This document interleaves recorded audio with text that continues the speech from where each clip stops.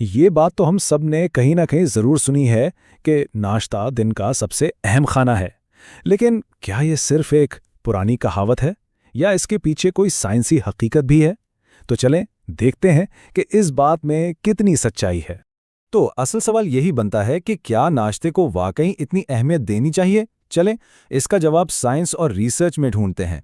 अच्छा, तो सबसे पहले बात करते हैं एक बहुत पुरानी कहावत की, बादशाह की तरह नाश्ता। और मज़े की बात यह है कि आजकल के न्यूट्रिशन साइंटिस्ट जैसे प्रोफेसर अलेक्जेंडर जॉन स्टोन वो भी इस बात से इत्तेफाक करते हैं।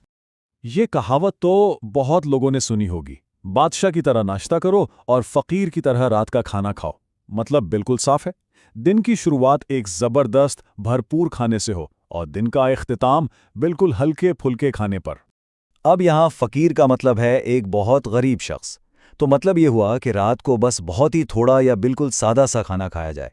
यानी सीधी सी बात, नाश्ता पेट भर के और डिनर बिल्कुल ना होने के बराबर। और हैरानी की बात यह है कि ये जो सदियों पुरानी बात है ना, अब साइंस भी इसको मान रही है।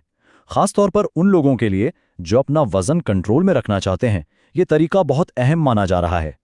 अच्छा, तो इस सब के पीछे आखिर साइंस क्या है? आइए देखते हैं कि हमारे जिस्म की अपनी जो एक घड़ी है, यानी हमारा मेटाबॉलिज्म, वो कैसे काम करता है। सारी कहानी असल में हमारे मेटाबॉलिज्म के गिर्द घूमती है। ये हमारे जिस्म का वो अंदरूनी इंजन है जो हम जो कुछ भी खाते हैं उसे एनर्जी में बदलता है। अब ये बात समझना बहुत ज़रूरी है कि हमारा मेटाबॉलिज्म सारा दिन एक ही स्पीड से नहीं चलता। सुबह के वक्त ये बिल्कुल फुल स्पीड पर होता है, ज़्यादा कैलोरीज और फैट जलाता है। लेकिन जैसे जैसे शाम होती है ये सुस्त पड़ जाता है। मेटाबॉलिज्म के इसी उतार चढ़ाव की वजह से ना हमारा जिस्म शुगर को भी दिन के मुख्तलिफ हिस्सों में मुख्तलिफ तरीके से हैंडल करता है। और शाम के वक्त जब मेटाबॉलिज्म सुस्त होता है तो ब्लड शुगर स्पाइक का खतरा बढ़ जाता है। यानी खून में शुगर का लेवल एकदम से बहुत ऊपर चला जाता है, जो कि बिल्कुल भी अच्छा नहीं है। इसको समझने के लिए एक बड़ी दिलचस्प रिसर्च है। सोचें कि अगर कोई एक ही चीज़, मान लें आइसक्रीम का एक प्याला, सुबह के वक्त खाए तो ब्लड शुगर में बस थोड़ा सा इजाफा होगा। लेकिन अगर वही आइसक्रीम शाम को खाई जाए तो ब्लड शुगर लेवल बहुत ज़्यादा और तेज़ी से ऊपर जाता है। तो ठीक है, ये तो हो गई साइंस, लेकिन इस सब का हमारी रोज़मर्रा की ज़िंदगी में क्या मतलब है? नाश्ता करने से असल में फ़ायदे क्या मिलते हैं? स्टडीज ये बताती हैं कि जो लोग बाकायदगी से नाश्ता करते हैं उन्हें कई फायदे होते हैं, जैसे कि उनका वजन कंट्रोल में रहता है, भूख पर बेहतर कंट्रोल होता है और बाद में दिन में वो बेवक्त की चीजें खाने से भी बच जाते हैं।